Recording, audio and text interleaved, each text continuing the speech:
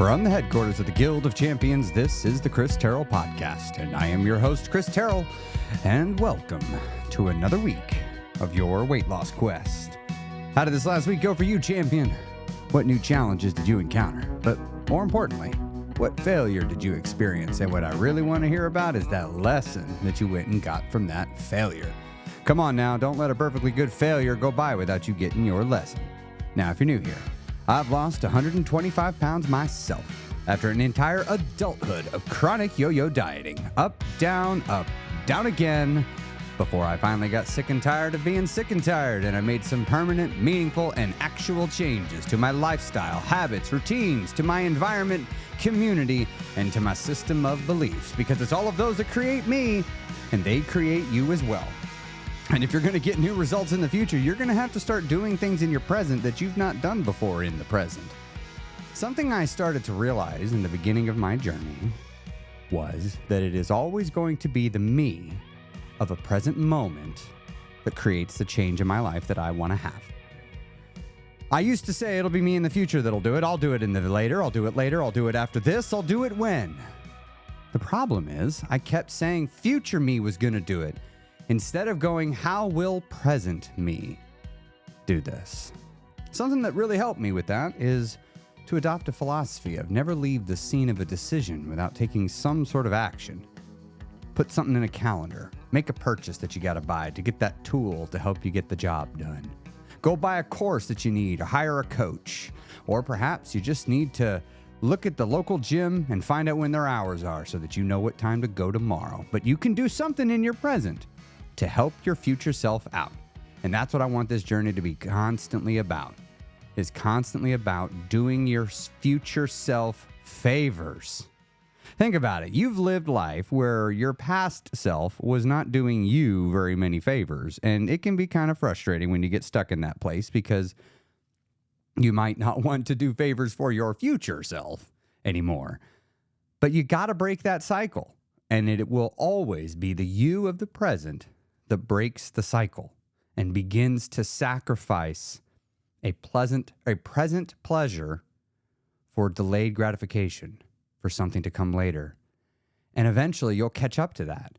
Eventually the seeds that you plant today that will come up later in your life, you'll get to have the benefit of those. Think of it like saving for your retirement. That right there is investing. You're taking something you have now, your money, and you're setting it aside, and you're investing it for your future self. Make no mistake about it, weight loss is investing in your future self, but what you're doing is you're investing in your future body so that you will have a better experience of living in the future. Now, look, I have spent the majority of my life overweight. The whole being thin and in shape thing is still just a few years old for me. So there's still some novelty to it. But here's something I want to tell you that is in fact true. Just about everything about living is easier in a thin and in shape body. Like, things are great. It's so much easier. So, I mean, just the most trivial, menial things in the world, like putting on your socks.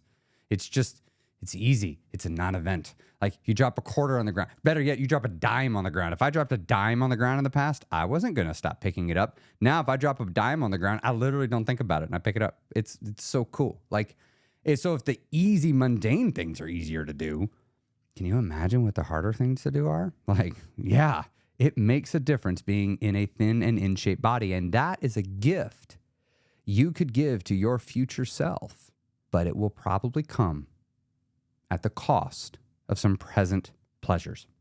Now, if you are new to the podcast, I would like to invite you to come join my free Facebook group. You can find a link to that by going to christerrellcoaching.com. And you'll find a link that'll take you to the Facebook group. Would love to have you in there. And I also want to make sure that you're aware of my YouTube channel. I go live there every Monday morning around 9-ish on YouTube. It's much more casual, much more fun. We've got comments and live, and I love to get goofy. Something we've been doing every week now since I went live. It's just sort of happened by mistake, but now it's happening on purpose, is we're celebrating people's victories. I got applause. I got a crazy, ridiculous air horn that we play for people and on-screen visuals, and we get silly. And it's actually, I really like it. It's super fun. So if you want to come celebrate a scale victory or non-scale, or specifically scale victories, come on over to the YouTube channel, and I go live, I said, every Monday morning, and I have other videos there to help you as well. The topic for this week that I wanted to talk to you about is, I wanted to give you the answer to a question that I ask myself all the time. And I come up with different answers because, well, when I ask the question, you'll see that depending on the person asking it, it would affect the answer. So let me just tell you the question is, if I could just have you agree with me on something without me having to convince you to agree with me, what are 5 beliefs that I would just give you? Like, what are 5 things? Like, if I could just change how you believe and just give it to you and you wouldn't fight me on it, what would they be? And I have to start with that because, like, when I put together a program or I put together a course, I have to stop and think, like, okay, what do I want them to take away? Like, when they walk away from this, what is it I want them questioning? What is it I want them believing? What is it I want them to have learned? And so I've found it's just easier if I just start really simply. So I've answered that question of what would I want the person to be awakened to all the time. And when I do it, I then have to stop and define to myself the person I'm talking to. Am I talking to somebody that's 400 pounds that's been battling weight their entire life? Or am I talking to somebody that's 220 pounds and already lost 120 pounds? And they're hanging on in the marathon in the middle, grinding away. Or am I talking to a person that's got 10 more pounds to lose? Or am I talking to the person that's already lost their weight 2 years ago and you're fighting the good fight, right? Like, you could be at all different points in the journey. And I meet people at various points in the journey, and my goal being to help you to wherever it is that you're trying to get to on this journey. Because you'll find most of us have learned that there's no finish line.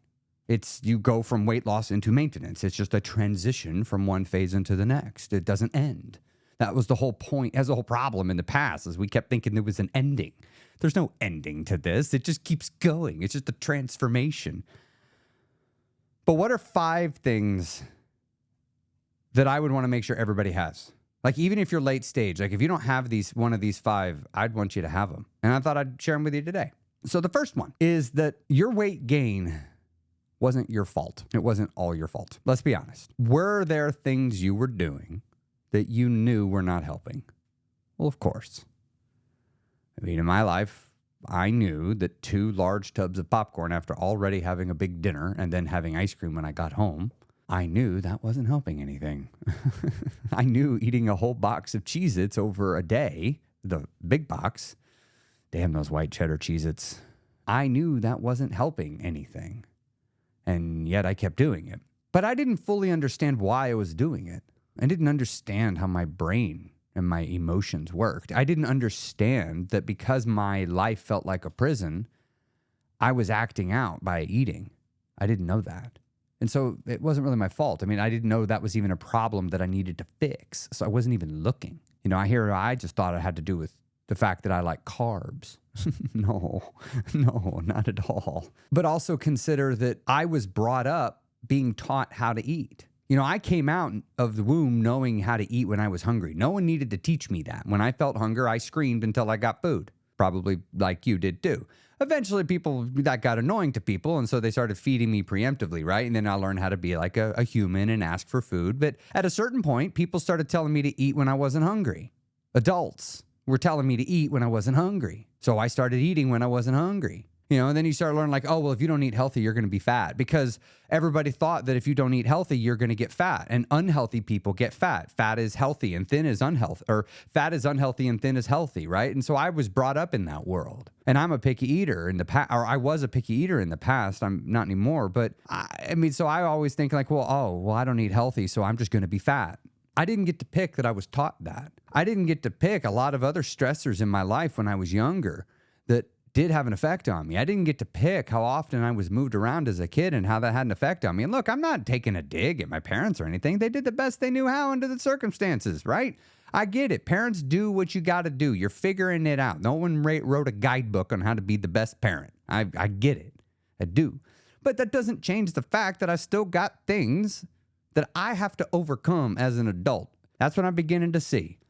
One generation passes on all their gifts and their weaknesses, plus a little something extra just for you, onto the next generation. And you're going to do the same thing. If you have kids, you are going to pass on your strengths and you're going to pass on your weaknesses, plus a little something extra just for each child. And you're going to, that's just, they're going to have to learn to forgive you one day. And you need to learn to forgive your parents. You might not want to.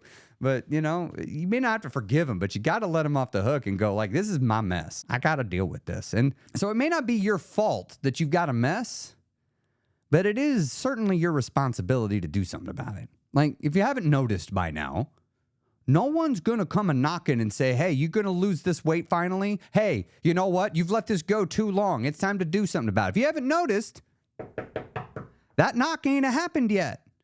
No one's come to your house and opened up and said, this cabinet is unacceptable. You can see exactly why. You got food everywhere. No one's going to come check. No one's going to come and just follow you around for 2 days and then sit down and observe and go, I just want you to know I've observed. You are never not within arm's reach or at least within the same room as food. You are always in the same room as food. Did you know that? Had you noticed that you are never not in the presence of food? For some of you, that's going to be the case. No one's going to come tell you. No one's checking. If you're tracking calories, no one, unless you pay them to do it, no one is going to come check your calories to make sure you do it. And even if you pay the person, they're not following you around, slapping food out of your mouth. They only know what you tell them. You could very easily lie to them. It's up to you to do something about it. It's not up to anybody else. Look, there are many people in this world, I count myself one of them, that want to help you. Emphasis on help and emphasis on you. As in, help you do the work, not do the work for you. I can't exercise on your behalf. I can't not eat on your behalf. I can't learn about mindset on your behalf. You have to do it for yourself. It's your responsibility. I had to be awakened to this myself, that this is my responsibility to do something about it. And no one's coming. The cavalry is not coming. It never was coming, in fact. So I guess I got to do this myself. So let's talk about the next thing that if I could just have you believe without you giving me any fuss about it, you would just adopt it.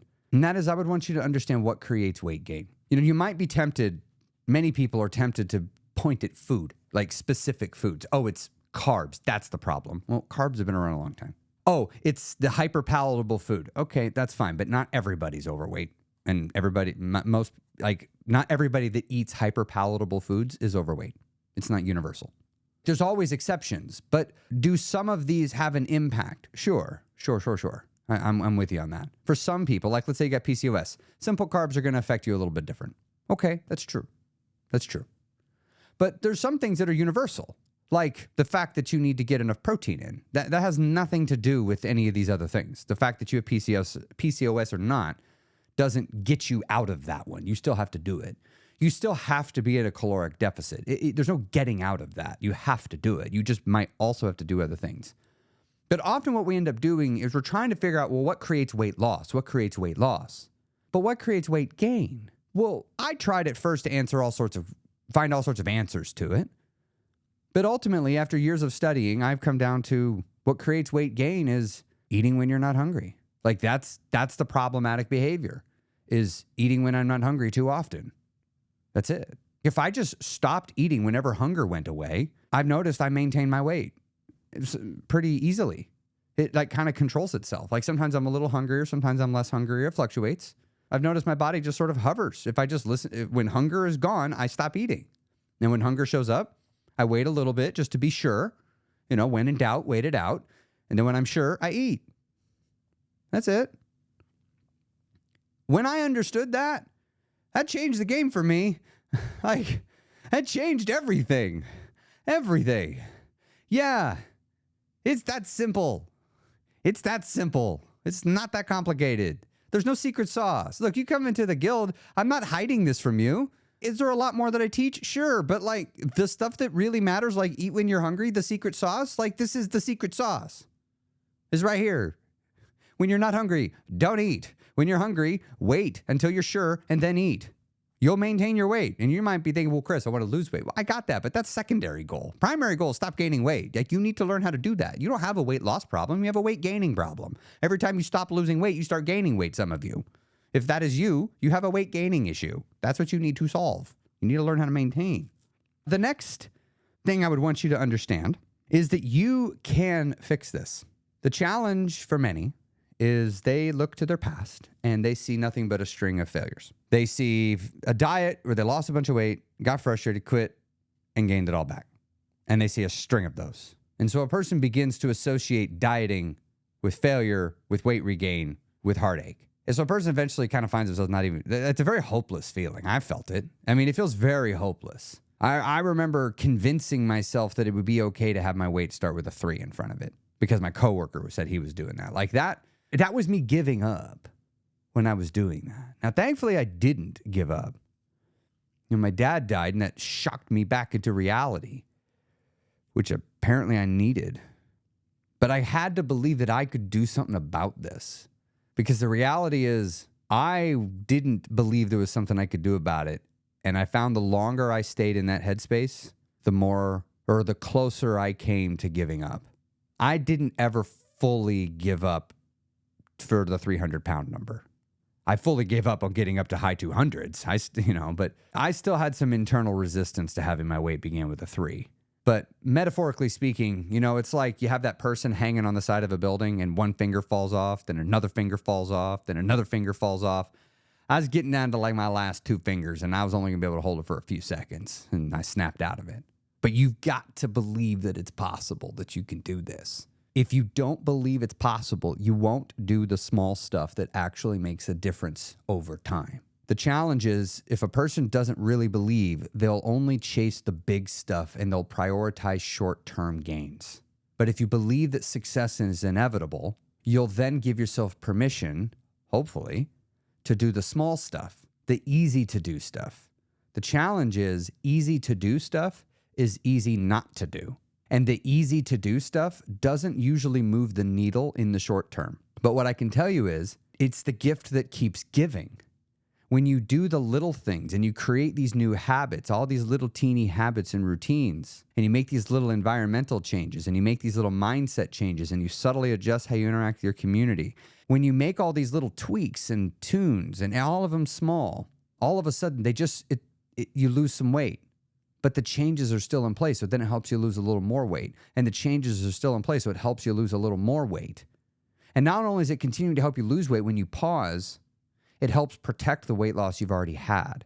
If you don't believe it's possible, you probably won't go try what I just described because that takes like a year. You'll get impatient and you'll give up because you'll be like, oh, see, I knew it wasn't possible. Because to you, your failures are just confirming your belief that you're not going to make it. I can't let your failures be confirming the belief that you're not going to make it. You've got to shift how you look at failure. So that's the next thing. If I could change how you just look at something, if I could wave a magic wand and you would just change your mind, I would have you change it to failure is good, that you find value in original failure. I mean, yeah, repeat failures are kind of useless, right? Like that's the definition of insanity. You're doing the same thing over and over and over again, hoping for a different result. You're like the fly running into the window over and over again, right? That's what repeat failures are. But if you're keeping them original, you're learning something every time. Failure is an incredibly valuable teacher, I've come to see. And if I could get you to just adopt that belief without fighting me, you would immediately begin to see how valuable it is, and you would begin to get more progress. Your rate of progress would accelerate because you would be willing to try things that you would otherwise be unwilling to do because the sting of failure is no longer a deterrent. Just think of that for a moment. What options available to you in your life are you not considering only because you are afraid of the sting of failure? The sting of failure is preventing you from taking it. That alone is its only risk, is the sting of failure. Your ego or pride might take a hit. Well, that's not going to get you very far if you're unwilling to risk failure, because I don't know how you get to the other side of this journey without going through some failure. I just don't. I've never seen anybody do it. I've never even heard of it. I mean, as far as I've been able to see, and this is like been my whole world for years, no one is successful without failing a bunch. And if I could just right away go click and you have a positive association with failure, wow, your life would transform in so many better ways for you. And I don't know what they are, but I know that you would take the chances that you're afraid to take. And some of these chances could drastically elevate the quality of your life. And so the last point I'd want to give you, if I could give you all these others, is I would want you to adopt the final piece of advice my dad gave me when he died. You see, when I found out he had cancer, we were driving around a park and I asked him if there was any advice that he had for me, that maybe he was waiting until I was older, because I began to realize I'm about to lose my dad. He's who I go to for advice for everything. And I realized I was about to lose this. So I selfishly asked him for some more advice. He said he'd think about it. And he came back later and had a conversation with me. And I'm going to summarize the conversation, or paraphrase it, so to speak, into a single phrase that I started using for myself, which is to stop waiting around. You see, my father, I believe, had an interesting perspective on me for the first time. This is what I believe. I don't know if it's true. It's an assumption, but it's what I'm choosing to assume. I believe he could see that I was wasting time waiting for something unknown to me to take chances in life. And I think he could see that I was I was being limited by fear. And I think he could see that I was limiting myself due to a worry of what others think of me. I think he could see that. And I think he had a unique perspective in that he knew that he was going to die in about a month. That's a weird place to be, especially when he had only just found out a few weeks earlier. So it's not like he had been living with this for a long time. He was sprinting to the end, so to speak, because there wasn't really any warning. And he gave me the advice to stop waiting around. If there's something I want, to ask for it, and if I don't get it, to move on. He never gave me another piece of advice after that, but it was the gift that keeps giving. It was the piece of advice that keeps giving. Stop waiting around. Whatever you're waiting for, unless you can clearly tell me what it is, get started. Get started. If you haven't started working your way upwards to 7,000 to 10,000 steps a day and you are able-bodied, what are you waiting for? Stop waiting around. If you have been putting off working on eating when you're hungry, trying to lose weight every other way except by doing that, what are you waiting for? You're going to have to do it eventually. Just do it now. If you've been putting off adding resistance training to your life because I just don't like it, what are you waiting for? You're eventually going to figure this out. Why not get started now? Stop waiting around. Some of you, it goes far beyond this. The reason why you emotionally eat is because you're in a dead-end job that's slowly killing you and you got a boss that screams at you and you're just done. Stop waiting around. Go start immediately working your way to finding yourself a better career. Sure, it might take 6 months to a year. It took me that long, but you can do it. You can begin moving that direction. It doesn't have to happen instantly. You can take 6 months to change something because you can do it thoughtfully. It doesn't have to be done. The decision can be made in the heat of the moment, but the execution can be done over time. But stop waiting around. Time is a precious thing. Your life is a precious and valuable thing. And right now, you might be living your life with the assumption that you got an infinite amount of time left. Oh, I'll worry about this in the future. But the reality is none of us, our time is not guaranteed. You see, on my journey, I began to contemplate the end of my own life regularly for the first time in my life. And ever since I started doing that, my life got better.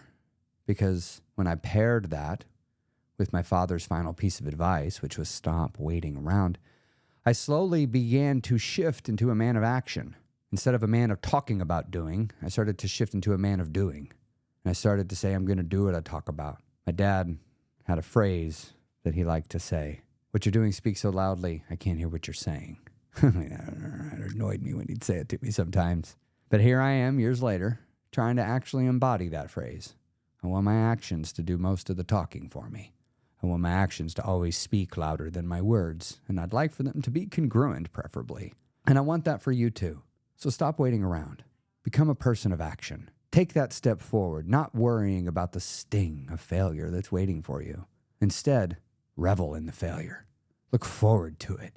Get excited about the prospect of learning something the hard way, finding your own valuable piece of wisdom the hard-earned way, because you're capable of bouncing back. And hey, you got to do something to pass the time while you're living anyway.